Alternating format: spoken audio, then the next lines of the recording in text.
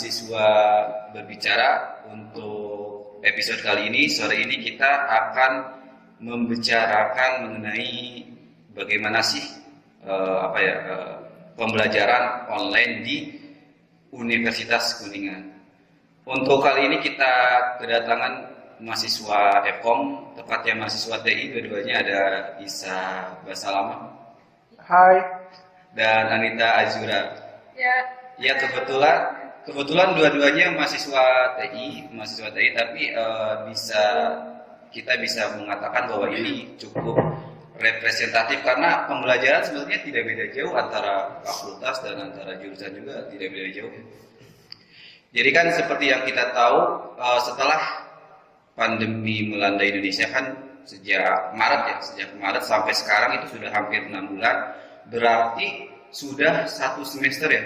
Sudah satu semester Universitas Kuningan melaksanakan kegiatan pembelajaran online. Nah, ini menurut kalian berdua, jadi gimana sih secara garis besar dulu, gimana sih yang kalian rasakan ketika kalian mengikuti pembelajaran online? Dimulai dari ladies first. Alita aja dulu. Kita santai aja ngobrol aja. Aku dulu ya. Jadi selama aku daring tuh ngerasa ada untung ada ruginya sih menurut aku mah. Cuman kalau misalkan untungnya sih karena di rumah terus nggak usah ke kampus lagi, itu juga karena lagi pandemi juga kan.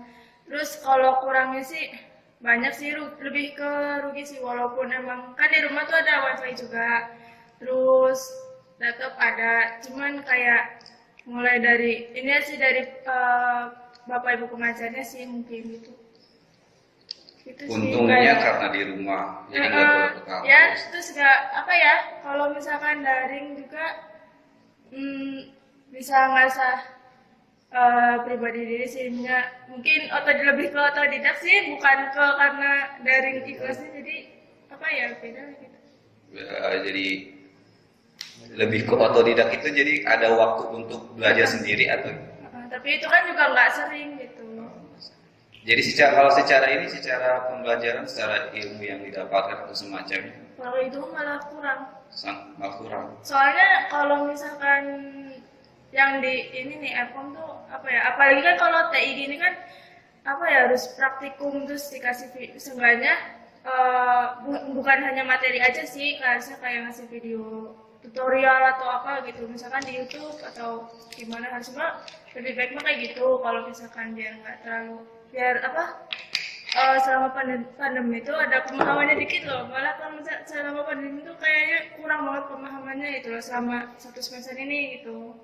Tadi kan harusnya pakai video segala macam. Harusnya lebih enak kan. Emang gitu. Gimana sih emang pembelajaran di sini? Ya. Emang nggak pakai video gitu? Enggak. Enggak. Cuman kalau misalkan di sini tuh kayak cuman materi aja sih. Oh, materi aja. Praktikum juga cuman disuruh ngerjain di modul, udah bikin laporan, udah gitu. Jadi ya matok banget ke si modulnya, jadi kayak nggak ada perkembangannya gitu ya, maksudnya begitulah. Oh, jadi dosen itu cuma ngasih materi dalam bentuk apa? PPT gitu? PPT. Udah ngasih itu aja. Audio juga sebenarnya hampir sama kayak yang slide di PPT-nya sih. Oh, jadi cuma mengulang aja ya. Jadi ya kurang paham gimana gitu, kurang kayak gitu lah.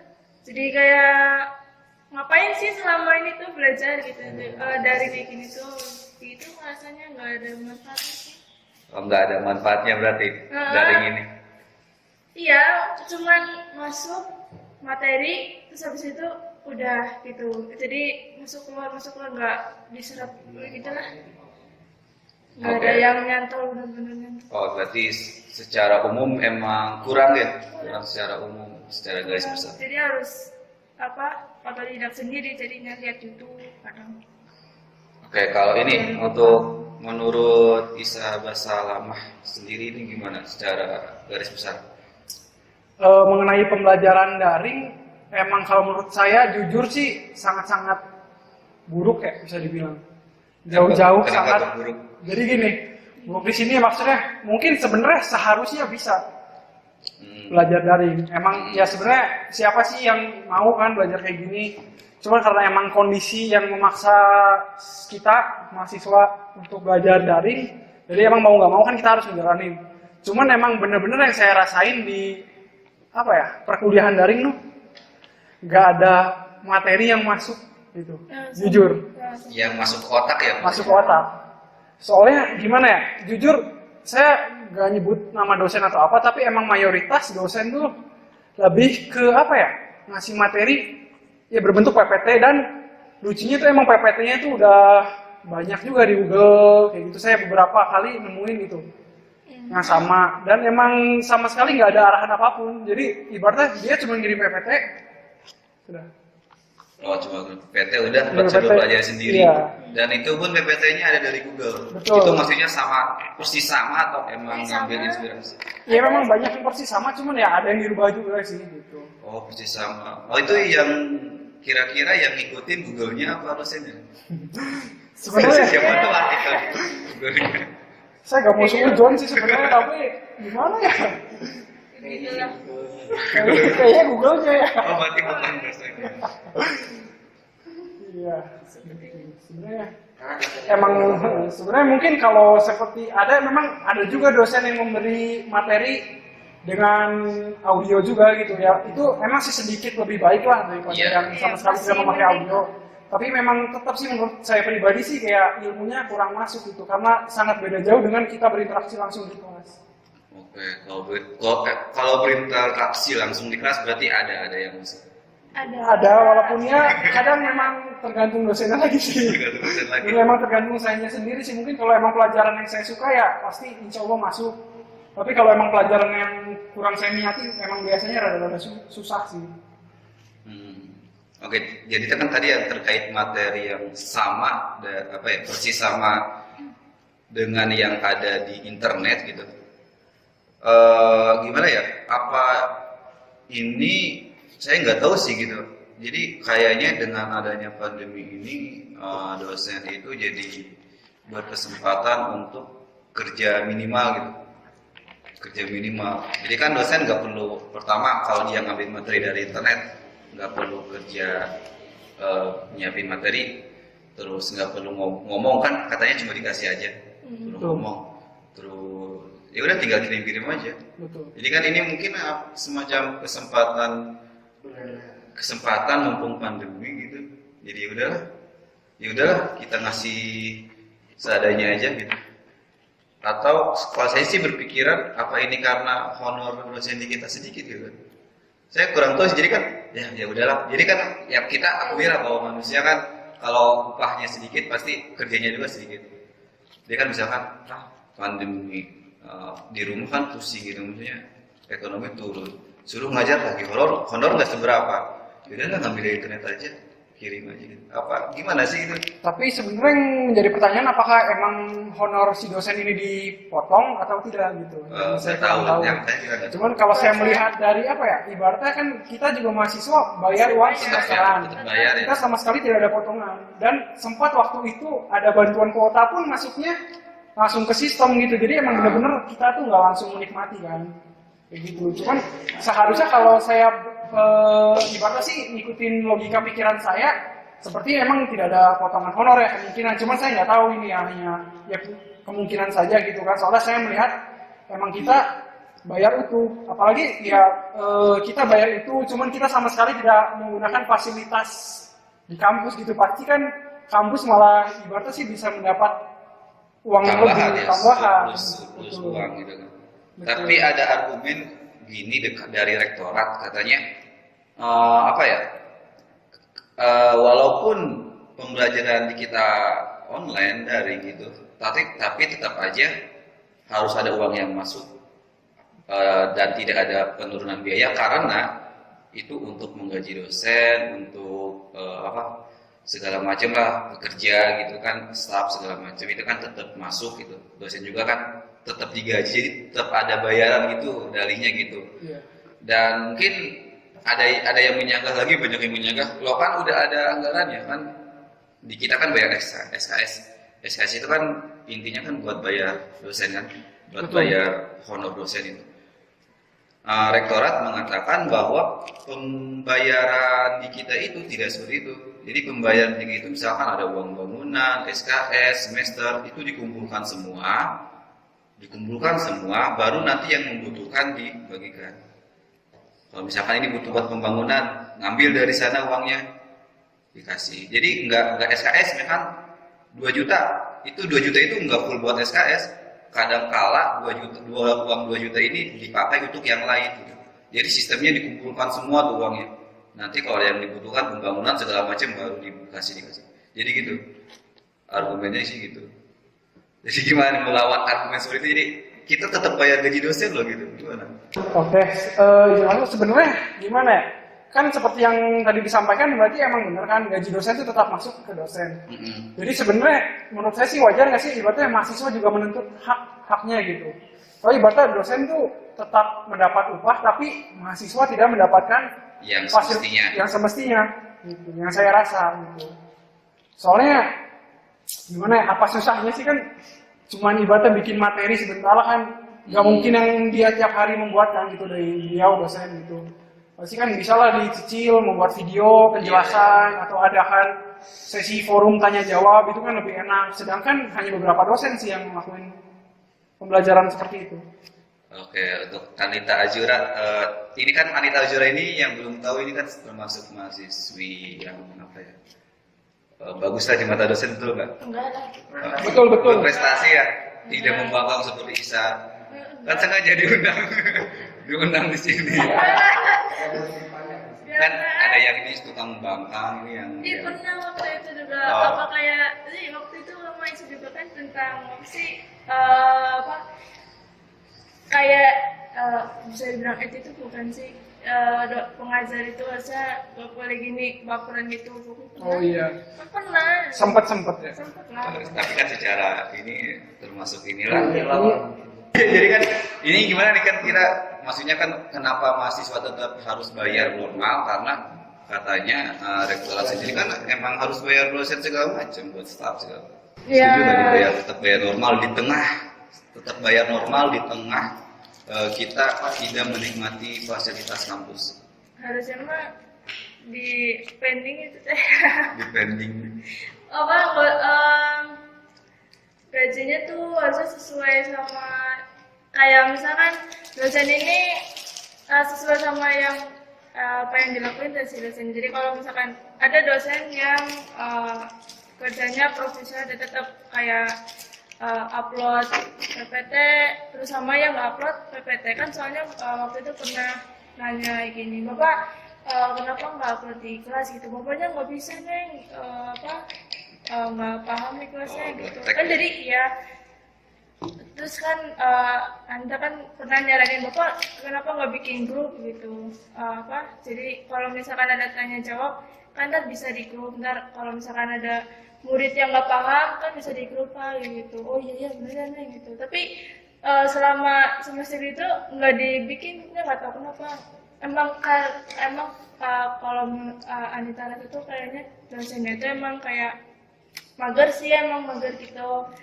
Oh males gitu. Males. Nah apa ya, jujur kalau kayak gitu tuh ngerasa kalau misalkan ya dibayang kalau misalkan gaji dosen itu disetarain, cuman ngajarnya tuh beda. Ada yang rajin upload PPT, ini kerja keras lah pokoknya buat mahasiswanya tetap belajar gitu. Nah yang satunya mager gitu, jadinya ya nggak ada, mending nggak usah digaji gitu. Kata aku mah. Yang mager paling udah nggak usah dikasih uang ya. Ya, rugi ini gitu. Ini nggak usah gitu. Lagian mahasiswanya juga cuman padu ikhlas juga ini yang kuota sendiri kan. Kadang kalau misalkan mau ada ujian apalagi gitu kan ada yang nyampe ke atap rumah nyari sinyal gitu kan, maksudnya kayak gitu mah ya gimana ya, kurang dilihat gitu. Kalau nilai sih alhamdulillah sih masih ada wifi di rumah, cuman kalau yang nggak punya wifi itu yang masih ngegantung kuota atau sama sinyal ini di desa nih gitu. Oh jadi jadi ya gitulah. Kalau gitu berarti harus ada pengawasan nih. pengawasan untuk dosen. Iya harusnya. Kalau bicara pengawasan sih, jadi di Uniku itu mungkin kalian entah tahu entah enggak, di Uniku ada lembaga, ya katakan lembaga itu namanya Satuan Penjamin Mutu. Tahu nggak? Nggak tahu. Baru dengar. Baru dengar ya? Karena emang Mungkin emang belum ada aksinya. Iya, makanya nggak kerasa itu kan Satuan Penjamin. Ini saya juga tahu. Maksudnya udah pernah dengar, dan saya mengetahui lebih dalam tentang ini itu ketika saya dipanggil rektorat. Katanya memang jadi memang di Uniku ini ada Satuan Penjamin Mutu. Waktu ketika saya dipanggil rektor, katanya dia si Warek 3 itu bilang, sok kalau misalkan sok kasih tahu yang pembelajaran berkualitas itu kayak gimana sih. Tadinya kita mau undang dari SPM dari Satuan Penjamin Mutu, dan memang Satuan Penjamin Mutu ini katanya sih tugasnya itu mengawasi bagaimana sih pembelajaran di Uniku itu agar tetap berkualitas. Cuma saya rasa sih nggak ada kerjanya sih kalau saya rasa. Buktinya kan Anita sendiri, dari pengalaman Anita, pengalaman Isa, kita semua juga pasti tahu kayak nggak ada monitoring evaluasi sama sekali gitu. Kalau menurut saya itu sebetulnya SPM ini, kalian pernah nggak sih ngerasa ada kerjanya gitu? Enggak sih. Oh enggak ya? Dasar sama aja sih. Jadi emang saya ngerasain, emang jujur kualitas pembelajaran untuk saat ini emang sangat buruk. Sangat buruk. Bukan 0 sih, nilainya 0. Negatif 10 sih kalau bagi saya. Satuan Penjamin Mutu ya, jadi iya sih kayak nggak ada kerjanya gitu. Iya, buktinya ya kalau memang ada, ini buktinya yang Harusnya kalau misalkan ada kualitas pembelajarannya naik, mahasiswanya Ada juga peningkatan. berkualitas. betul. Cuman ini nggak ada. Jadi ada peningkatan ya harusnya. Betul. Kan ada monitoring evaluasi. Iya. Nah itu baru kelihatan SPM. Oke, nanti kita undang SPM lah. Ya, Bu. Boleh. Saya penasaran soalnya kan waktu saya nulis tentang jadi kan saya pernah nulis mengenai di LPM Siniaris, kan saya pernah nulis mengenai meninjau pembelajaran daring di Uniku. Itu kan di sana saya katakan di akhir tulisan itu bahwa oke lah, lembaga memang sudah memenuhi tuntutan kita. Waktu itu kan tuntutannya dikasih kuota, kalau nggak salah dikasih kuota. Oke lah, udah dipenuhi tuntutan kita, dikasih uang kuota 50.000 walaupun diambil dari uang bayaran. Nggak apa-apa. Lucu sih emang ini. Ini nanti saya minta ke orang tua, minta kuota 50.000. Ini kata rektorat kan diambil dari uang bayaran gitu. Saya bingung nih ngambil uang kuotanya gimana. Jadi yang udah lunas malah plus. Iya. Tabungan maksudnya. Tapi nggak bisa diambil tabungan.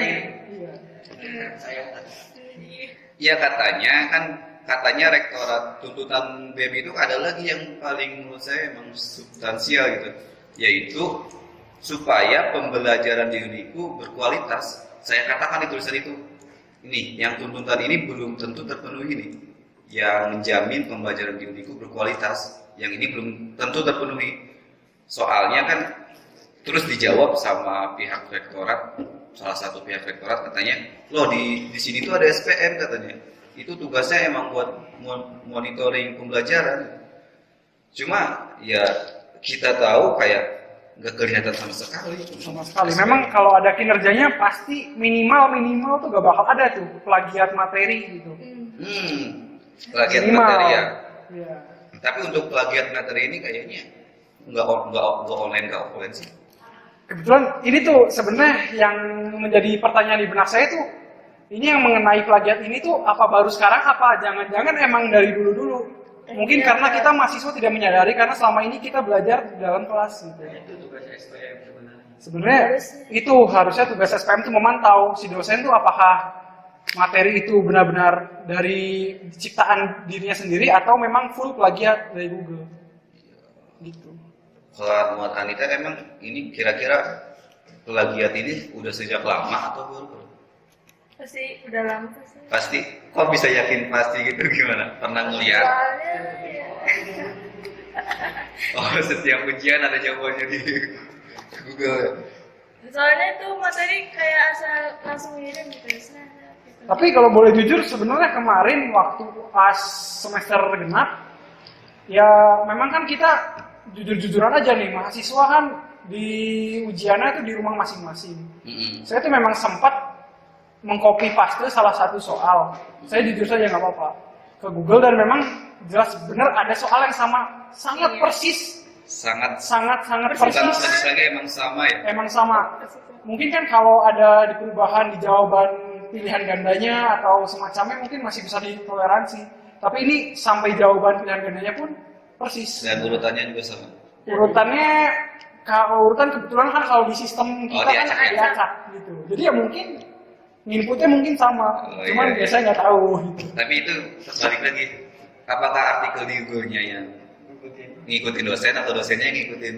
Saya mikirnya gini ya, kalau ngeliat di situ betul dosen aja kan boleh tuh plagiat soal dari Google. Iya. Berarti Berarti mahasiswa mahasiswa boleh. juga boleh dong plagiat jawaban dari Google. Iya. Tapi nilainya Fair. beda loh. Tapi nilainya bisa beda ya. Oh, beda. Mungkin ya menilainya dari sisi yang lain mungkin. Kalau mahasiswa yang ngebangkang mungkin dikasih saya ke bawah gitu ya, padahal jawabannya sama gitu sama yang dapat nilai A. Ya saya nggak tahu sih. Tapi ini untuk plagiat materi itu fatal nggak sih? Menurut kalian? Jadi kan Kan dosen nggak boleh copyright. dosen itu kan bukan beda dengan guru. Guru kan pengajar. Kalau dosen itu peneliti yang mengajar gitu. Gimana sih peneliti kan originalitas itu yang harus dipegang, sementara dia mengajar pun mengajarkan intinya mentransfer ilmu loh. Ini kan ilmunya udah punya dia. Berarti kan tinggal transferkan. Kalau ini ilmunya sendiri kopas dari Google, berarti kan apa ya? Apa dia dosen ini nggak punya ilmu atau Nah itu. gimana sih? Sangat- Atau sangat emang pas. apa? Tahu Pasti sih. nanyain dosennya tuh bisa ini enggak, skillnya tuh gimana ya? Nggak kelihatan takutnya. Gitu. Apa gimana? Ya mungkin kalau menurut saya sih emang bisa dibilang ini fatal sih. Atau Fatal. Soalnya plagiat dan memang saya belum lihat apa ya ditulis keterangan sumbernya gitu. Sempat saya juga sempat sadar di beberapa modul gitu ya, terutama kan saya di Epong ini kan ada modul pembelajaran. Saya sempat Praktikum. ngelihat praktikum betul. Ada di modul salah satu mata kuliah ya. Emang isinya tuh bener-bener saya udah ngeliat ada di modul universitas ternama di Indonesia. sebut Salah aja satu nggak apa-apa. di Universitas Telkom. Telepon. Oh, kita Cuman di situ entah saya yang kurang teliti atau bagaimana, sepertinya saya nggak melihat daftar pustakanya gitu. Iya. Tidak tercantum di situ. Dan bahkan di modul di halaman depannya pun malah oleh pihak sini diakui bahwa itu hak cipta milik kampus Iya, dihak Uniku. ciptakan, ya. Dihak ciptakan padahal jelas-jelas isinya sama persis dengan yang punya Universitas Telkom. Tapi sempet pikiran ini sih kalau saya tuh aku mau apa dengan kerjasama gitu ya. Wah, kerjasama dengan. Oh, bisa jadi sih kan Uniku hebat udah terkandang Nah gitu ini ya. sudut pandang kayak gini nih yang perlu kita butuhkan, yang kita Betul. positif. Mohon maaf Bapak, Ibu. Oh iya bisa jadi kerjasama ya. Bisa jadi. Tapi nggak pernah ada dosen tuh kayak nggak pernah ada yang bilang kerjasama dengan ini. Iya sih. gitu. Mungkin nanti seharusnya sih harus ada forum gitu antar mahasiswa dan dosen gitu biar ibaratnya sih tidak ada apa ya hal-hal yang Iya. malah membuat kecurigaan gitulah satu sama lain gitu. Mungkin dosen juga harus lebih transparan ke mahasiswa mengenai metode pembelajaran dan lain-lain. Ya nanti kita undang dosen lah. Tapi kalau undang dosen tempatnya juga harus agak pantas sih. Betul. Tadi kan dari Universitas Telkom ada dua kemungkinan berarti ya. Universitas Telkom kerjasama dengan kita. Bisa jadi. Tapi kayaknya Iya, Bang. kurang logis lah. Ada 3 kemungkinan sih sebenarnya. Oh, 3. Kalau saya satu lagi, Gimana? Telkom yang kopas ke Betul, dosen itu kita. yang ketiga. Itu berarti kemungkinannya Uniku yang kopas dari Telkom, Telkom yang kopas dari Uniku, atau memang ada kerjasama antara Uniku dan Telkom. Tapi menurut saya dua kemungkinan terakhir sangat tidak mungkin. Masa Telkom, sorry nih kita nggak ngerendahin Uniku ya, cuma bayangkan aja universitas besar kan, swasta besar lah dengan bayaran yang jauh lebih besar. dan dosen-dosennya sudah mengeluarkan berbagai buku-buku teknologi kan banyak tuh dari Telkom. Betul. Kopas ke dosen Uniku kayak nggak logis gitu. Iya sih, cuman ya saya mah berusaha husnuzon sebagai mahasiswa yang baik. Oke lah, makanya itu sih dugaan buruk dugaan buruk saya, cuma nanti pastinya kita undang aja dosennya. Semoga mau ya. Amin, Semoga amin. mau. Tenang kan kita ya semoga mau lah, kalau nggak mau kita telepon atau gimana pun caranya. Ini yang saya pertanyakan adalah, kalau saya sih ya, sejak dulu pun menyadari, maksudnya jauh sebelum pandemi sudah menyadari kurangnya kualitas pembelajaran di kita. Dan saya berpikir gini, kurangnya ini ketika online kemudian dirasakan sangat kurang. Jadi online ini kayak menyingkap kebobrokan. Jadi wabah ini tuh kayak mengungkap tabir misteri tuh, kayak yang tadinya nggak kelihatan bobroknya dibuka tuh jadi kelihatan bobrok. Tapi sebenarnya dari dulu juga bobrok. Menurut saya sih gitu. Kalau menurut kalian ini emang sejak dulu bobrok, jelek lah, buruk, sangat buruk gitu. Atau emang enggak, kalau dulu tuh baik, sekarang pas wabah baru buruk. Berarti ini bisa dibilang wabah membawa berkah ya. Ibaratnya berkah, maksudnya itu berkah. Jadi kita tuh sebagai mahasiswa tuh tahu nih ada bobrok apa yang kurang di Uniku gitu. Mungkin kalau saya pribadi, memang dari dulu juga saya ada beberapa keluh kesah lah selama menjadi mahasiswa Uniku. Cuman memang setelah pandemi ini lebih banyak gitu keluh kesahnya ya, lebih banyak yang saya tahu gitu dari kekurangan. Ya saya bukan ingin menjelekkan atau menjatuhkan Uniku, cuman ini saya sebagai mahasiswa berharap nih suara saya tuh didengar oleh pihak kampus dan bisa menjadi bahan evaluasi buat kedepannya. Iya, menarik. Ini dari mahasiswa kesayangan. Ya, sebenarnya sih kalau misalkan sama sih. Jadi kalau misalkan sebelum pandemi itu emang kayak dosennya wah bisa ya gitu. Dia tuh mikirnya gitu. Belajarnya bagus ya gitu. Kan karena waktu itu kan pernah dapat cerita katanya pengajaran di sini dari mahasiswa Malaysia yang pertukaran di sini tuh cara ngajarnya itu lebih bagus gitu katanya ketimbang di Kata siapa? Mahasiswa itu exchange yang dari Malaysia, Utara Malaysia. Universitas Utara Malaysia. Lebih bagus? Bagus di Uniku ketimbang di itu Universitas Utara Malaysia gitu. Katanya. Itu dijelaskan dalam hal apa? Praktikumnya sih katanya, lebih ke praktikumnya. Jadi lebih paham gitu katanya. Cuman kalau misalkan saya sendiri juga belum pernah ngerasain praktikum di sana tuh. Soalnya, iya, kan soalnya yang exchange di sini tuh emang benar-benar 1 semester. Nah kalau misalkan saya sendiri tuh cuman berapa minggu doang, jadinya harusnya sih ada praktikumnya, cuman nggak ikut karena waktu itu ada problem dikit. Katanya bagus di sini. Kamu ikut exchange? Ikut. Berhasil maksudnya lolos? Ya, alhamdulillah. Berapa semester? Nggak nyampe 1 semester. Cuman 2 minggu. Itu kamu liburan? Belajar di sana? Berasa liburan aja di sana. Belajar sih. Itu enggak, maksudnya kan program itu kan satuan terkecil di kuliah itu kan semester ya. Iya. Itu kan 2 minggu. Bayangin 2 minggu itu kalau di kita baru pengenalan materi minggu pertama. Iya. Pengenalan kontak tapi kalau di sana itu tuh kayak materinya udah jauh tuh. Udah jauh. Ya tetap aja kan 2 minggu itu menurut saya sih. Bahkan satu semester sendiri belum cukup, apalagi 2 minggu. Iya sih. Apa Isa gimana? Nggak apa-apa. Oke. Menurut Anita nih sebenarnya yang Anita rasain tuh untuk metode pembelajaran, walaupun Anita di sana cuma 2 minggu kan mungkin ngerasain gitu kan pembelajaran di sana. Menurut Anita sendiri, kira-kira kualitasnya bagusan di sana atau di sini gitu? Kalau misalkan ini ya ngajar bagusan di sini sih. Alhamdulillah. Beneran. Walaupun Oh, iya. memang kalau misalnya secara fasilitas lebih unggul di sana. Terus cuman mungkin apa ya, karena eh, bahasa kan soalnya di sana tuh campur sih, apa maksudnya si lecturenya, si dosennya itu pakai bahasa Melayu ya, Inggris ya. Terus kadang juga yang student di sana tuh kadang juga agak kurang ngerti Inggrisnya loh. Inggrisnya soalnya yang dipakainya tuh apa ya, bukan Inggris biasa gitu tuh. Oh, ada Jadi ini. agak susah gitu, apalagi kalau misalkan ujiannya juga itu. Berarti mungkin kalau di sana tenaga pelajaran itu sudah sangat baik karena bisa Iya. berbahasa Inggris, tetapi memang dari segi mahasiswanya mungkin yang masih belum sanggup mengikuti gitu ya.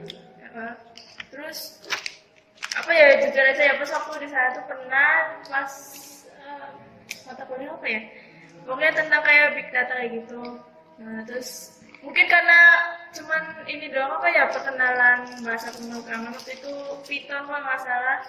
Nah itu dosennya tuh masih mungkin belum paham Python, jadinya lihat buku gitu tuh kadang.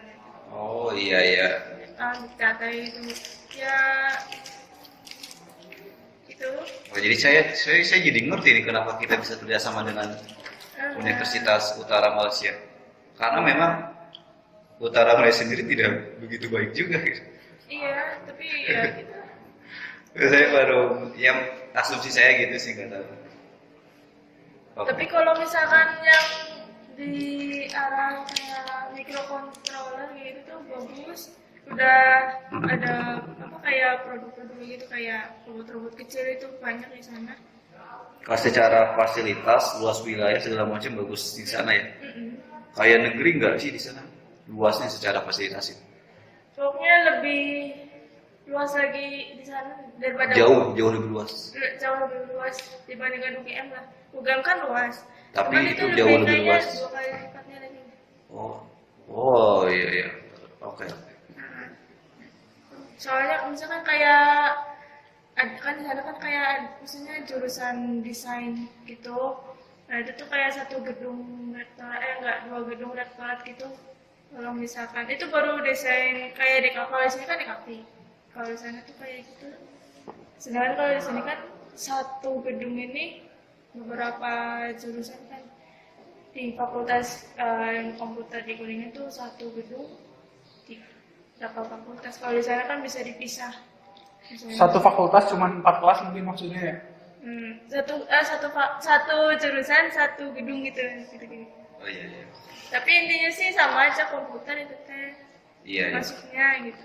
Intinya mah ke situ. Oke, balik lagi ke pembelajaran daring. Ini yang selalu saya pertanyakan juga dan saya pikirkan gitu.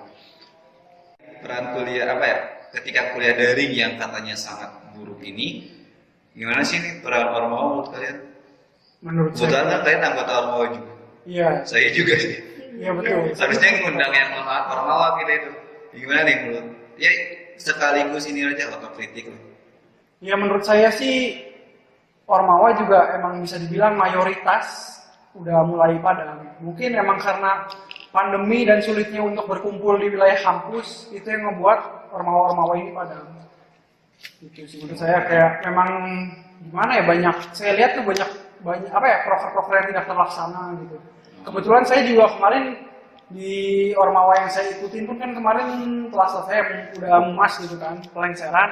Memang jujur banyak sih proker yang nggak berjalan gitu karena pandemi gitu. Kalau dalam hal ini, dalam hal apa ya, menanggapi KKN, KKN dulu sih, kuliah daring yang apa ya, yang jelek ini gimana? Apa jadi kayak semacam menampung aspirasi atau menyuarakan ke lembaga gitu? Sebenarnya saya belum melihat sih ada Ormawa yang berani menyampaikan aspirasi ke lembaga. Cuman ini entah Ormawa atau emang mahasiswanya gitu. Dan emang sih saya lihat juga mahasiswa juga emang sepertinya belum ada yang berani menyampaikan gitu. Entah kenapa, entah karena gak pede atau entah karena takut gitu. Kalau yang merasakan Anita sendiri? Sama sih. Oh sama, idem. Iya. Nah makanya ini apa ya, obrolan ini atau podcast ini salah satu bentuk kita mewadahi suara-suara mahasiswa gitu. Suara-suara mahasiswa mengenai apa yang dirasakan secara benar-benar dirasakan. Kalau misalkan jadi kan pernah nih Warek 3 itu bilang ke saya bahwa mahasiswa itu sebenarnya sudah puas dengan pembelajaran, hanya saya saja yang protes gitu. Nah, gimana ya, ini Warek 3 pernah ngobrol, yang pernah ngobrol sama mahasiswa saya loh. Saya sendiri mahasiswa, saya ada di dalamnya, pernah ngobrol, mendengar keluh kisah. Jadi mungkin ketika mahasiswa ketemu Warek atau petinggi kampus, mungkin dia nggak mengatakan yang sesungguhnya. Ya, jadi kan itulah kenapa podcast ini dibuat, obrolan ini dilaksanakan, ya untuk itu, untuk ini sebenarnya suara mahasiswa itu seperti ini. Kalau nggak salah waktu itu pernah ada mahasiswa dari ini sih fakultas komputer juga, kalau nggak salah cuman lewat WhatsApp aja sih ke rektor. Ya saya tahu. Yang itu terus ada juga sih yang bilang apa pernah dengar jadi kayak lebih mahasiswanya itu sebenarnya banyak kalau kesannya, cuman lebih kayak ngandelin ke ormawa juga, terus kurang pede aja sih sebenarnya kalau misalkan punya keluh kesah tapi nggak bisa langsung aja gitu ke atau pengurus ini apa? Berarti harus ada wadahnya ya, harus ada yang mewadahi hal itu. Iya. Menurut saya sih untuk pihak kampus kalau memang ingin kampus ini semakin maju dan semakin berkualitas, memang pihak kampus ini tuh harus sering-sering mengadakan forum dengan mahasiswa gitu. Iya. Ibaratnya kita sebagai mahasiswa tuh kita menyampaikan keluh kesah kita. Keluh kesah kita sudah disampaikan, bisa dijadikan bahan evaluasi untuk kampus untuk diperbaiki agar bisa lebih baik lagi gitu. Iya. Sebenarnya sih simpel gitu kalau mau bikin suatu universitas maju tuh. Iya, Cukup dengerin aja masukan dari mahasiswanya. Otomatis walaupun kita nggak usah keluar-keluar sana sini prestasi ini itu, selama dicintai mahasiswa, saya yakin sih pasti bakal meningkat terus sih jumlah mahasiswanya. Iya, iya. Dan ini sih kalau saya lihat ini faktornya itu apa ya? Jadi kan yang ditugaskan untuk menampung suara mahasiswa, katakanlah dalam hal ini Ormawa, BEM gitu kan, BEM.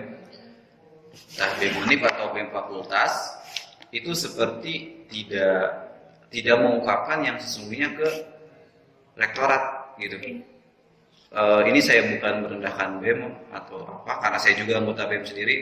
Ini otokritik aja. Jadi apa ya, kayak suara-suara mahasiswa yang di bawah itu. Maksudnya yang di bawah ini dalam arti bukan di bawah, tapi yang non ormawa atau mahasiswa-mahasiswa kebanyakan itu keluh kesahnya itu kayak tidak tersampaikan ke rektorat begitu. Soalnya kan ya kenapa Warek 3 pernah bilang bahwa sebenarnya mahasiswa itu, khususnya mahasiswa FKM itu sudah puas karena dia sendiri dapat informasi dari BEM FKOM-nya itu memang tidak ada masalah gitu. Jadi kayak Ormawa mungkin BEM Unip juga kayak nggak menyuarakan apa sih yang dirasakan mahasiswa sesungguhnya gitu. Jadi entah itu para pihak Ormawanya takut, entah berusaha menyenangkan, entah gimana sih juga kurang ngerti gitu. Jadi kalau menurut saya sih mendingan forumnya kalau perwakilan mahasiswa usahakan ada yang dari non ormawa. Jadi jangan melulu. Jadi atau patokannya jangan melulu perwakilan ormawa, entah itu ketua BEM. Soalnya rata-rata ketua-ketua itu, saya nggak sebut semuanya, nggak akan sebut nama juga. Rata-rata ketua-ketua itu kayak kompromi tuh, terlalu kompromi sama pihak lembaga. Oh, berarti setuju kali ya? Sangat setuju. Sangat setuju. Gitu, Apa?